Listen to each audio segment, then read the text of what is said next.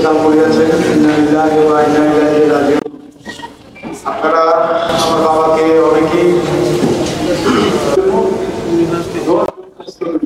আর কেউ যদি আমার বাবার কাছ থেকে কোনো প্রকার পেয়ে থাকেন, আমি আছি, আমার সবাই আছে। আমার বাবার প্রকৃত অফিসেই আমি বলবো থাকি যে আপনারা আমাদের সাথে যোগাযোগ করবেন, আমরা চেষ্টা করবো। দৈনিক ইয়াদ পত্রিকার সম্পাদক ও সিনিয়র সাংবাদিক তোফাজ্জল হোসেনের প্রথম জানাজা সম্পন্ন। বৃহস্পতিবার 2 জানুয়ারি বাদ আসর নারায়ণগঞ্জের ডিআইটি জামে মসজিদে প্রথম জানাজা অনুষ্ঠিত হয়। তার জানাজায় শরীক হন শত মুসল্লি সহ বিভিন্ন রাজনৈতিক, অরাজনৈতিক, সাংবাদিক সহ বিভিন্ন স্তরের মানুষ। এই সময় সকলের কাছে দৈনিক ইয়াদ পত্রিকার সম্পাদক ও সিনিয়র সাংবাদিক তোফাজ্জল হোসেনের জন্য দোয়া প্রার্থনা করেন তার বড় ছেলে মনিরুল ইসলাম সবুজ। পরে তার লাশ দ্বিতীয় জানাজার জন্য লাশবাহী ফ্রিজিং গাড়িতে কাশীপুর ঈদগাহ মাঠে নিয়ে যাওয়া হয়। জানাজা শেষে তাকে দাফনের কার্যক্রম শুরু করা হবে।